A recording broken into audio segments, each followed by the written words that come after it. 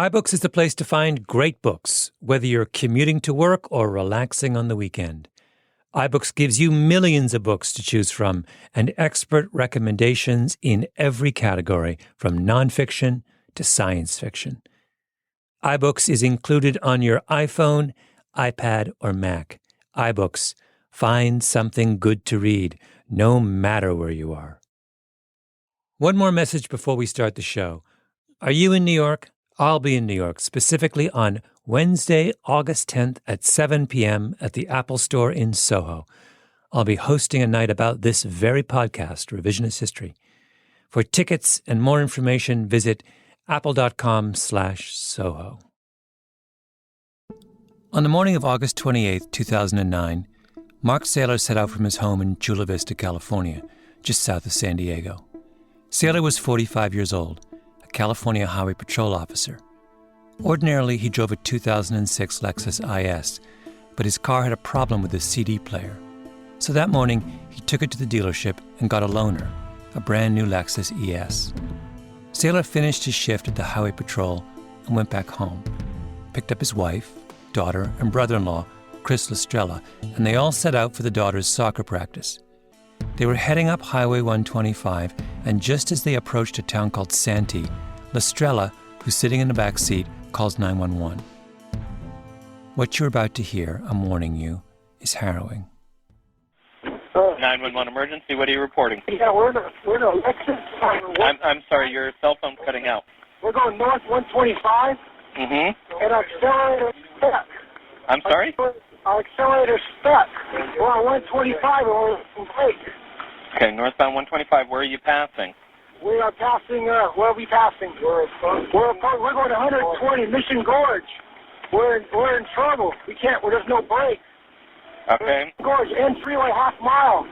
Okay, and you don't have the ability to, turn the vehicle off or anything? We're approaching an intersection. Okay. We're approaching the intersection. Hold on. Pray. Okay. Oh, shoot. Oh. Okay. Hello? The oh you hear is Lestrella's horrified response to the Lexus spinning out of control, hitting another vehicle, and plunging down a ravine. Everyone inside the car was killed.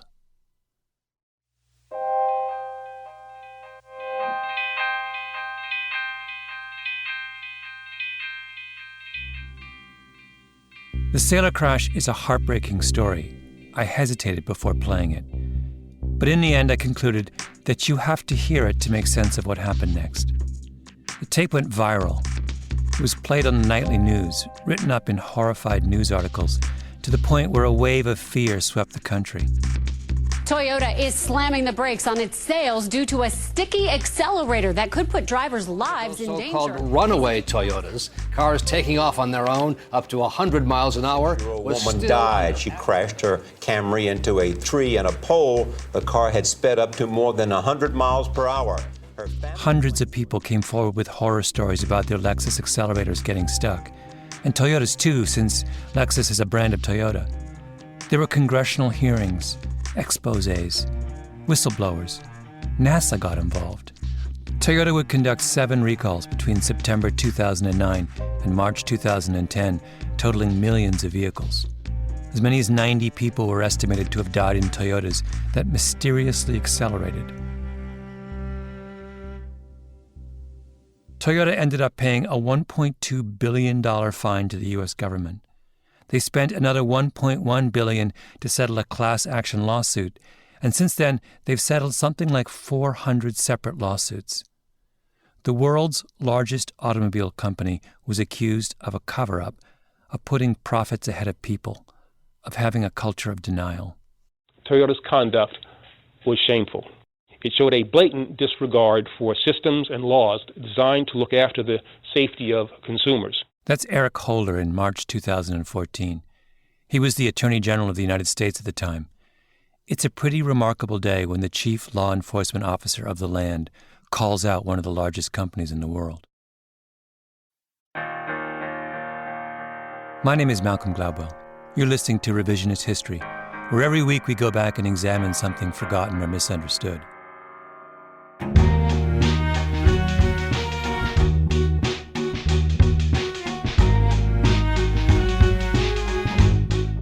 This episode is devoted to the Toyota sudden acceleration scandal.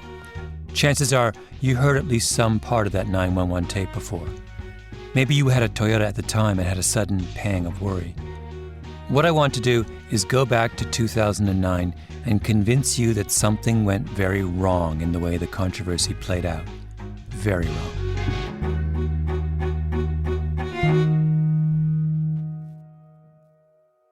Let's go back for a moment to the person we started with, Mark Saylor, California Highway Patrol officer. He's driving down the highway and he can't stop his car. The accelerator is stuck, his brother-in-law says. After the crash, another person comes forward to the police and says he had driven the same loaner Lexus a few days before and had a similar incident. He'd accelerated to get past a truck, and when he pushed the throttle towards the floor, that's what car guys call the accelerator pedal, the throttle stuck. What he realized is that someone had put one of those big, thick, all-weather rubber floor mats in the car on top of the floor mat that was already there. That second big, thick floor mat wasn't attached to those little hooks that hold floor mats down. It slid around, and so somehow the thick mat got wedged under the throttle. That, everyone decides, is what happened to Saylor. Maybe he tried to turn the car off, but the Lexus has one of those push-button ignitions, and what he may not have realized is that you have to hold that button down for 3 seconds if you're trying to stop the car while it's in motion. Maybe he tried to put the car in neutral, but it's not always obvious how to do that, particularly if you're panicking. They crash, the 911 call goes viral, and Toyota launches a massive recall of floor mats across its model line. Problem solved, right? Well, no. Here's the problem. Nobody who's ever studied the sudden acceleration crisis thinks that floor mats are any more than a small part of the story. It just doesn't make sense. So that's an all-weather mat. That's my producer, Jacob Smith, talking to Sean Kane. This is the killer floor mat, okay? This is the floor mat that brought Toyota to fame. Kane runs a consulting firm in Massachusetts called Safety Research and Strategies. Whenever controversy around unintended acceleration surfaces, Sean Kane's name comes up. He's testified before Congress. He's worked closely with many of the lawsuits against Toyota, and he's not buying the floor mat theory. When the pedal was depressed fully to the floor, okay, the way this rode here, the pedal extended down to the point where the bottom edge of it would catch here on this rubber piece, okay? And it would catch on the bottom edge and it wouldn't return. But Kane doesn't believe that floor mats tell the whole story. Floor mats don't reach up and grab pedals. So the way this would have to happen is you'd have to depress your accelerator pedal nearly to the floor, all the way to the floor, to wide open throttle. You'd have to mash that accelerator to the floor and to have that catch. Wide open throttle is another term for flooring it. Kane is saying that for the floor mat to trap the accelerator, the driver has to floor it. But why on earth is a guy driving his family to soccer practice flooring it? Not to mention all the hundreds of other people who complained about Toyotas with stuck accelerators. Some of those complaints come from elderly ladies, your grandmother basically. Since when does your grandmother floor it when she's driving her Camry down the street? As for Mark Saylor, he was driving with what he thought was a stuck accelerator for a while. Why didn't he just reach down and yank the floor mat away from the pedal, right? I still have a hard time believing, given the long distance and the travel of this car, that the floor mat was the culprit. Kane thinks that something else must have happened in that car. And by the way, the Toyota sudden acceleration crisis ended up involving hundreds of cases, and in the overwhelming number of those cases, the car didn't even have an oversized, thick plastic floor mat. The cars had normal floor mats. Something else must have been happening, and a number of people believe that something has to do with software. That there is and was something wrong with the software that governs the throttle in Toyotas. In today's cars now, we're looking at code that can be up to 100 million lines of code. The F-35 Joint Strike Fighter is running about 7 million lines of code. A luxury car today can run 100 million lines of code. You got a $500 million aircraft, you got a $50,000 car, and the complexity level of the $50,000 car is exponentially greater. Do you think that car is now going to be defect-free and software clear? Not likely. This is the argument that Kane has made in lawsuits against Toyota. The cars contain a bug in the lines of computer code that control how the car starts and stops, speeds up, and slows down. The LA Times also pursued this question, resulting in one of the most prestigious investigative reporting awards in the country, the Loeb, for its work. If the LA Times and Sean Kane are right, then that's terrifying, because what it means is that what happened to Mark Saylor could happen to you.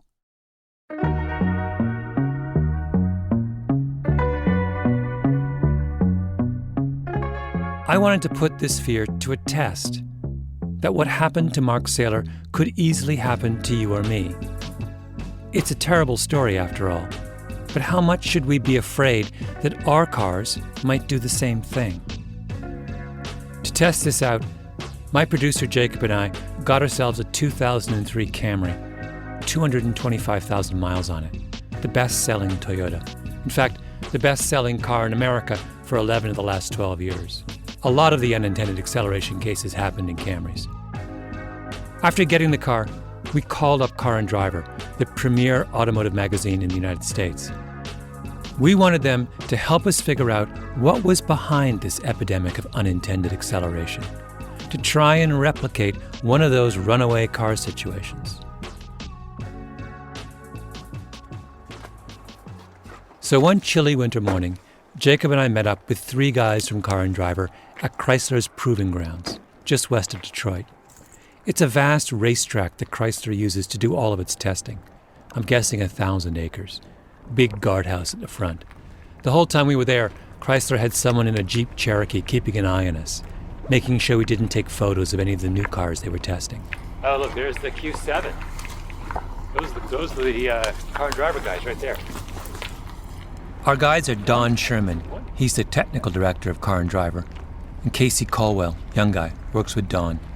Eddie Alterman also came. He's the editor of Car and Driver. Oh, that's our camera. Hi. Don, Casey, Eddie. They're all car guys, which matters because one of the notable facts about sudden acceleration is how the car guys see things differently from the non-car guys. Incidentally, Jacob and I would also describe ourselves as car guys, although not quite at the level of the Car and Driver folks. Lift up on that wheel while I pull the latch, and it was open a second ago. True story. When I was 13, I wrote away for promotional brochures on every car sold in the world except for the Soviet ZIL, which was really hard to get. I still have every one of those brochures. Anyway, back to the racetrack in Detroit. Silver Camry entering VDF, staying out of your way like we were before. Copy. The plan is to take the Camry up to some serious speeds. Keep the throttle wide open, as if the accelerator pedal is somehow stuck, and then see if we can stop the car. What happens if you have your foot full on the accelerator pedal and then you also slam on the brakes at the same time? Because intuitively you'd think that's what must happen in sudden acceleration. Your car surges uncontrollably, you slam on the brakes. We want to figure out what that looks like. You're going to make it go wide open throttle. Then quickly you apply the brakes. Not really a panic, but just stop it the best you can. So Jacob goes out first, with Casey behind the wheel. He accelerates. So bringing it back up, 61, 62, 63, 65, 67, 68, 69, 70, and I'm about to do it. All right, we're going to put the throttle down. So the gas pedal is floored. And now Casey hits the brake, with the gas pedal still down. Oh, and we locked up a little bit, but I mean, that's... But the car stops. Oh, yeah. Car stops. But no loud noises, no smoke billowing out the back. Jacob asks Casey about the brakes. What kind of shape are they in? Is it a little cooked, or...? No, it's not... I don't think the brakes are cooked. What do they smell like? We'll know in a second. Don't even smell bad. Okay. If you have functioning brakes, brakes win. Brakes first engine, the brakes win. Then it's my turn. I get in the Camry with Eddie Alterman. He's driving. We take the car down the straightaway. Can we go a little faster than 60? Let me get past the... Okay, we're at 70. Yeah. Alterman hits the brakes, firmly, smoothly, easily. We come to a halt. Throttle's open. I mean, we've got a really old, not in terribly good shape car filled with 3 people and a bunch of equipment, and it's still stopping. So what's the What is the difference between braking with your foot completely off the accelerator and braking like this? What I mean is, how much longer does it take to stop a car with the throttle wide open? About 10 feet, if you want to quantify it. It can be a little bit more, but not so much that you'd notice. Yeah. Back in 2009, Alterman had Car and Driver do a version of this very same test.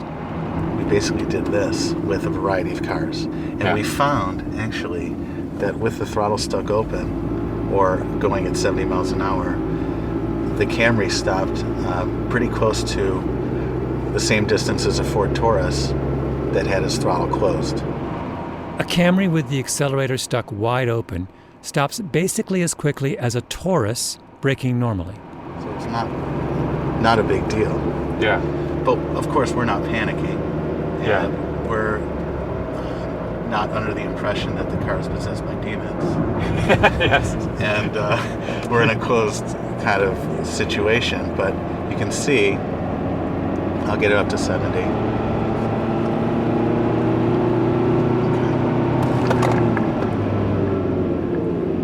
Not a big deal. Yeah. It's the most undramatic. You want to try it? I would love to try it. Yeah. We were out on the testing ground for 2 hours. We tried every trick in the book. The car stopped. We loaded up the Camry with 3 adults and a ton of equipment. It stopped. We turned off the engine while the car was in motion. It stopped. Once we took the Camry up to 100 miles an hour. What are we at? 90? We're getting there.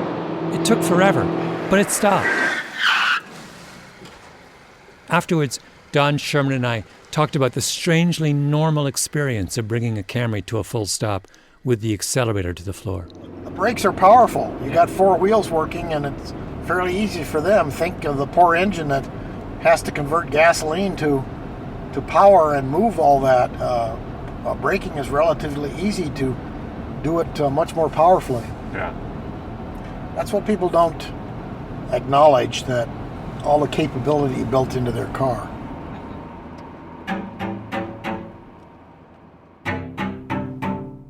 When Car and Driver did their version of this experiment right after the Sailor crash, they went so far as to do a full throttle braking test on a Roush Stage 3 Mustang. If you aren't a car guy, I should explain. Roush is an independent company that takes sports cars and basically puts them on steroids. The engine of the Stage 3 Roush has 540 horsepower. That's 2 to 3 times more powerful than the typical car on the road. A monster. A Roush would take a Camry and chop it into little tiny pieces. So Car and Driver take the Roush Mustang up to 100 miles an hour, keep their foot on the accelerator. At the same time, they slam on the brakes. And what happens? The car stops. Now, it takes a good 900 feet to come to a full stop.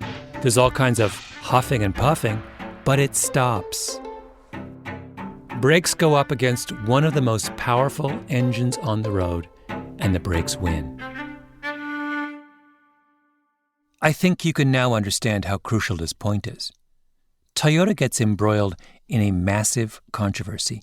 They pay billions of dollars in fines. They face allegations of a cover-up, all because their cars are supposed to be suddenly and mysteriously accelerating. But if your car is suddenly and mysteriously accelerating, all you have to do is step on the brakes, because brakes beat engines. So why couldn't Mark Saylor stop his Lexus that day as he sped down Highway 125? I know it sounds ridiculous and tragic, but it's the only logical explanation.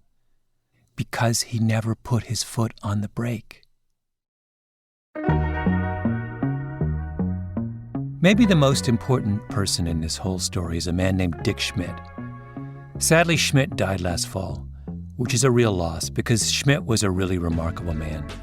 As a kid, he was a champion gymnast, later a champion sailor, a sub-3-hour marathoner. He owned 5 Porsches. He raced cars, a car guy. He was also a professor at UCLA who becomes an important figure in what's called human performance research. Human performance research asks, how do people move and act and interact with the physical world? Schmidt starts the Journal of Motor Behavior, and along the way, he becomes maybe the world's leading expert on the way your feet behave when you drive a car. I talked to Schmidt about a year before he died. He was in a wheelchair by that point. He had a neurological disease, and you'll hear a little bit of his illness in his speech. I'm going to have to repeat what he says because it's really important, and I want to make sure you understand it. Schmidt got involved in the sudden acceleration issue years ago when he got a call from an attorney in Washington, D.C. It was a case involving a taxi driver who picked up some people outside a hotel. Next thing he knows, he's running full throttle down the parkway, down the driveway. What Schmidt's saying is, next thing you know, he's running full throttle down the street. And he makes a left turn and realizes, oh God, I'm coming to a big traffic circle. And he ends up putting the car into a wall. He puts the car into a wall. That was 1994, years before the Toyota scandal. But it's exactly the same scenario. A car takes off mysteriously. The driver can't stop it. Was there ever a moment when you suspected there might be a mechanical cause to these incidents? No. No. What I'm asking is, if Schmidt ever suspected that the problem might be with the car, a malfunction, a faulty bit of software, an engineering failure, and Schmidt, one of the world's leading experts in human factors, is saying that never once crossed his mind. Why? Because everything about sudden acceleration looked like a problem with the driver, not the car.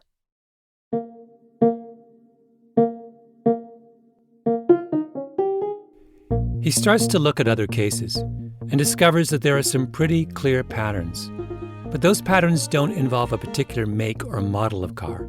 Nothing that could make you say, oh, there's something wrong with that kind of car. Every car maker gets hit with complaints of sudden acceleration. When there's a high-profile case like the Sailor crash, people get focused on one brand, like Toyota, but that's just the effect of publicity. It happens to everyone. The patterns involve the kinds of people who have sudden acceleration incidents and the kinds of circumstances that lead to sudden acceleration incidents. The drivers tend to be older. They tend to be shorter. They tend to be people, and this is really important, they tend to be people who are driving an unfamiliar car.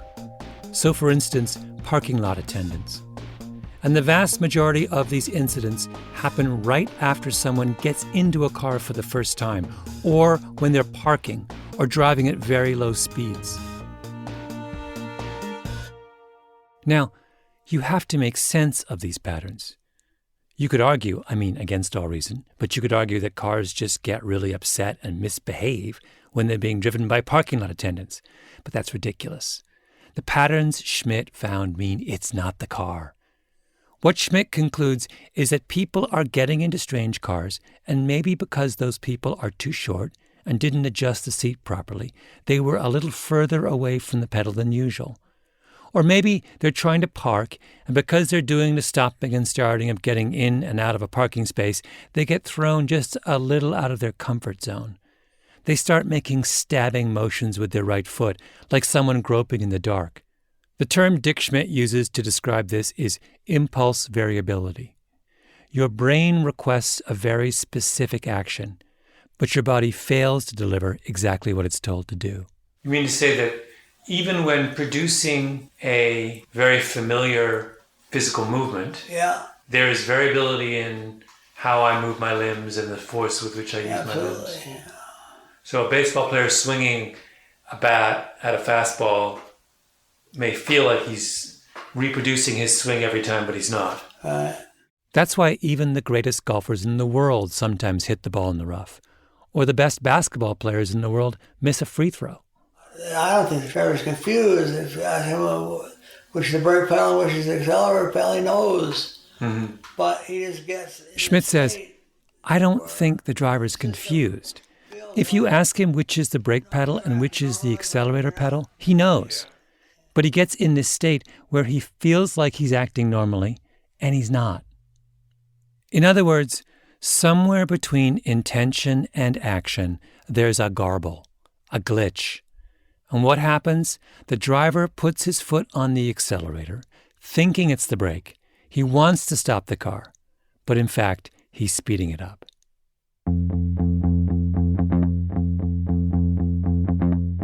So, back to floor mats. Why do they sometimes get implicated in sudden acceleration? Because they throw off the expected geometry of the car.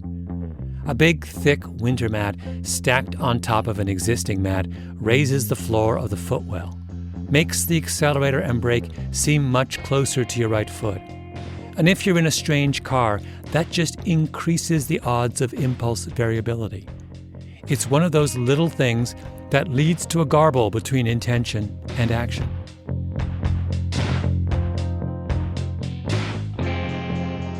Once you understand Dick Schmidt, you realize there are all kinds of scenarios that could explain what happened to Mark Saylor.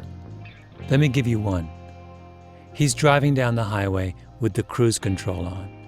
Both of his feet are on the floor mat.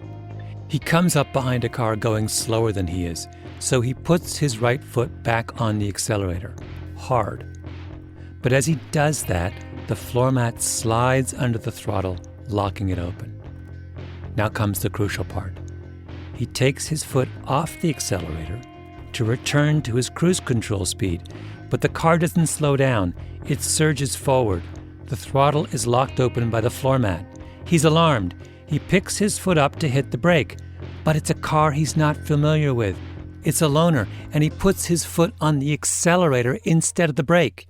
And he presses it down, expecting the car to slow, but it doesn't. That's why Lestrella says the brakes don't work. And Saylor freaks out. So he presses down harder, and the car goes even faster, and he freaks out even more. I think it's important to note here that Saylor isn't negligent. He's not at fault. He's not speeding or running a red light or drunk. He's making a mistake that almost any of us could make under the circumstances. What happened to him in that moment is confusion. So they're going into a kind of panic state where instead of asking the question, is my foot on the right pedal, they think the problem is they're not pushing the brake hard enough. Yeah. So then you have a perception that the brakes have failed because the pedal goes to the floor and the car doesn't stop. Schmidt says the perception is that the brakes have failed because the pedal goes to the floor and the car doesn't stop.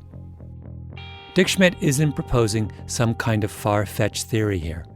In February 2011, the National Highway Traffic Safety Administration released its report on the whole Toyota business. That's the one NASA got involved in. And they basically agreed with Schmidt.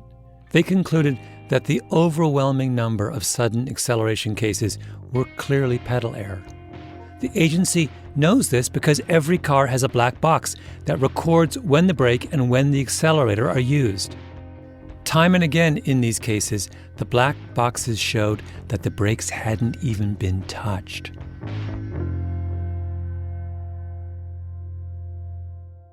So here's my question. Why is it so hard for people to accept the fact that there is a really simple, straightforward explanation for what happened in the sudden acceleration cases? Because it was hard.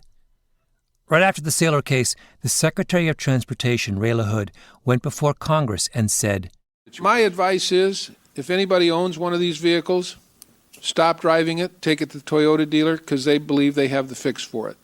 Do you realize how insane that is? This is the guy in charge of American auto safety, and he is completely deluded about the cause of the problem. He wants to blame the car. Some reporters do exactly the same thing. They have said there's absolutely no electronic problem in these cars, again and again. What we've established with this type of testing... In March of 2010, Brian Ross at ABC News does a story on a runaway Prius. It's about how the software in Toyotas causes them to accelerate uncontrollably. Oh, just like that, huh? But of course, all you have to do if a Toyota accelerates uncontrollably is use the brakes. So ABC rigs up a Prius and essentially stages an episode of unintended acceleration. The brakes don't work. The brakes give out. Gee. The fakery was later uncovered by the website Jalopnik. Here's the editor of Jalopnik, Patrick George. They got a university professor to cut 3 wires within the electronic throttle control system, then connected 2 of the wires to each other in a specific pattern and with a specific resistor to create a link between 2 final wires with a switch in between so that he could control it. In other words, this car was rigged. It was rigged in a way that you would never produce these results in real life. At the same time, they fake a video, or if you ask ABC, they make an editing error that makes it look like the car's engine is revving dramatically. In fact, the car's in park. In the video, you can actually see that the brake light is on the whole time. They go to all of this trouble of splicing wires and revving engines, all that because they're trying to avoid the simplest and most plausible explanation, which is people are hitting the wrong pedal. Crazy. It gets worse. At the height of the Toyota controversy, Consumer Reports releases a video telling drivers what to do in the case of unintended acceleration. So this is one of the most trusted and reputable brands in the United States. Millions of people look to Consumer Reports for objective advice. Here's what their head of automotive testing, Jake Fisher, has to say. A car accelerating out of control is a very serious and scary situation for anyone. A gas pedal could get stuck because of a malfunction, because of a broken throttle return spring, or even a jammed floor mat. Fortunately, if you remain calm and follow a few steps, you can easily avoid tragedy. Wait, stop right there.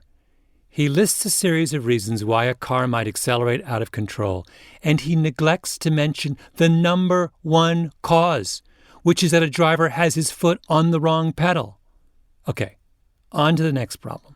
Here at our track, we're going to demonstrate to you what you should do, and more importantly, what you shouldn't do if you're ever in this unfortunate situation. If you find that your car is accelerating hard, even after you've taken your foot off the gas pedal, your first instinct is probably the right one. Step 1, put your foot on the brake firmly and don't lift off. It's extremely important not to lift your foot off the brake. Wait. This is even crazier than an ABC reporter faking a killer Toyota Prius. Fisher says it is extremely important not to lift your foot off the brake. No. The whole problem of unintended acceleration is caused by the fact that people mistakenly think they have their foot firmly on the brake when they don't. He needs to say the exact opposite.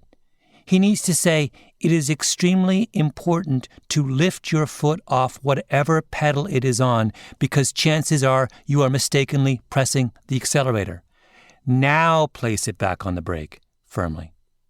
This isn't advice. This is malpractice.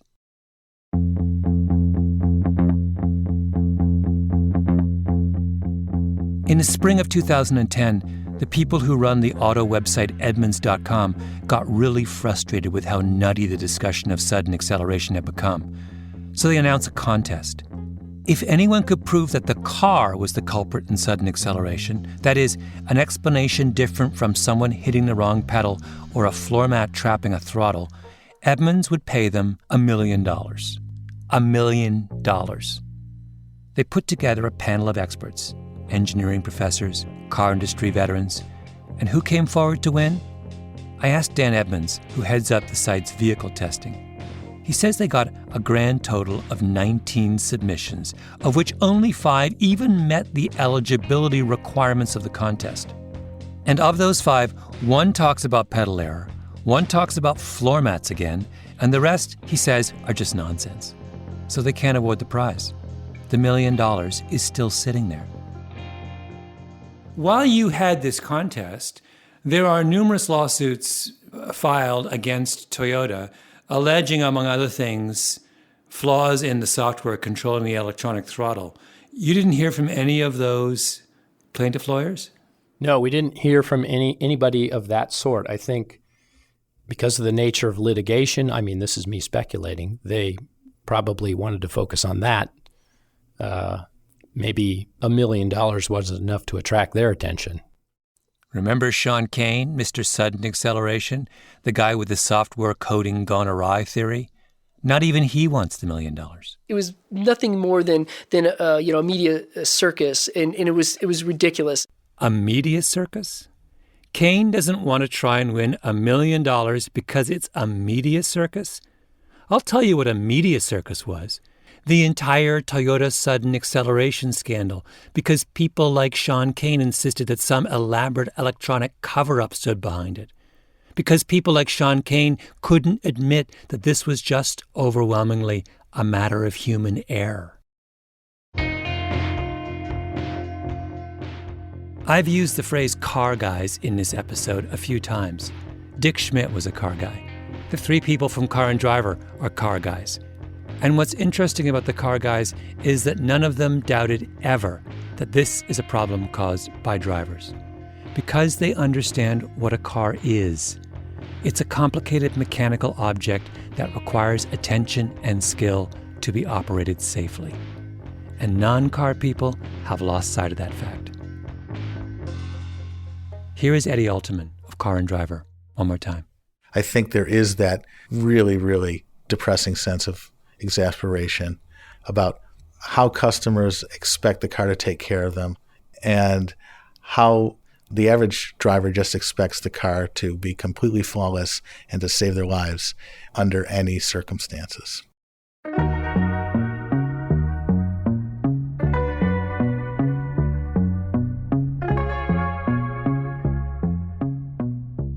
What the car guys want the rest of us to acknowledge is that driving is a complicated and dangerous act. It is not just the negligent or the reckless who make fatal mistakes. Ordinary people do, under seemingly ordinary circumstances. Mark Saylor did nothing wrong. Nothing. What happened to him could have happened to any of us, and will happen again, unless we can finally have an honest conversation about what a car is and what it isn't, and what the responsibility of a driver is when things go awry. Cars do not have minds of their own.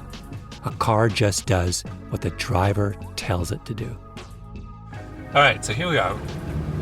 We're in our, what is this 2003 Camry? Is it 2003 or 2004? For 222,000 miles on it. Okay, I'm up to 55 miles an hour. Get ready.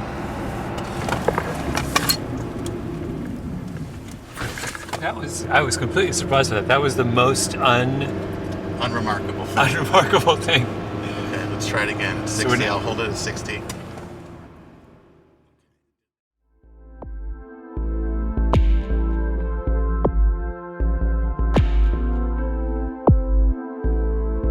You've been listening to Revisionist History.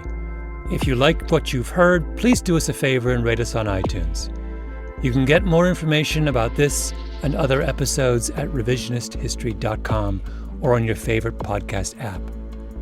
Our show is produced by Mia Lobel, Roxanne Scott, and Jacob Smith.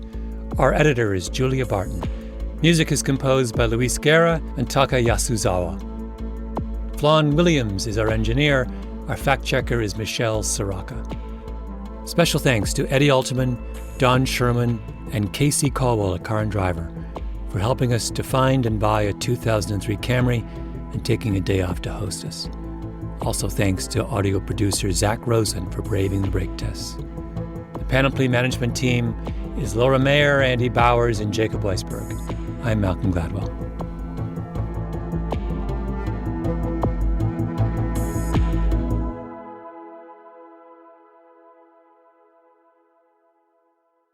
Stay tuned for a preview of next week's episode after this break.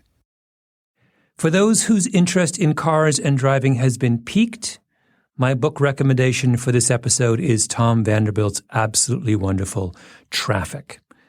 The subtitle of the book is Why We Drive the Way We Do and What It Says About Us, and it's just about the best book ever written about driving. If I didn't convince you of the fact that driving is all about the driver, not about the car, Vanderbilt will. He's one of my favorite writers ever. You can find Traffic and millions of other books on iBooks on your iPhone, iPad, or Mac. You can explore all my book recommendations at apple.co/Malcolm Gladwell. We're updating the page weekly with new book recommendations from every episode.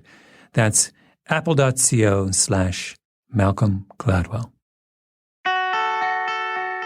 Malcolm Gladwell once said, "The most important thing a city can do is provide a community where interesting, smart people want to live with their families." And sometimes it takes just one person to do that. One placemaker. Whether or not people know who I am and know the role that I played in getting that thing there, I see them happy, and that makes me happy. I'm Rebecca Shear. Join us for stories about the spaces we inhabit and the people who shape them on Placemakers from Slate Magazine.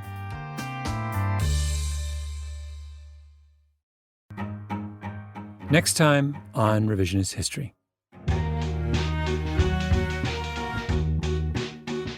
You've had credentials as a clergyman for how many years? Since 1948. This week's episode is about a man named Chester Wenger, who's a Mennonite pastor. Actually, I should say, an ex-Mennonite pastor. How did it feel to be stripped of them?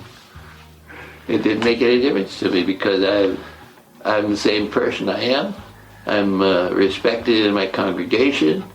I just have a heritage, a life that I've lived. But of course it made a difference to him. He gave up his profession, his position within the church, his identity. This week's episode is about Chester Wenger and about an idea called generous orthodoxy. It's an oxymoron, of course. To be orthodox is to be committed to tradition. To be generous is to be open to change. One of the hardest things in the world is to find that balance. I think Chester Wenger did it.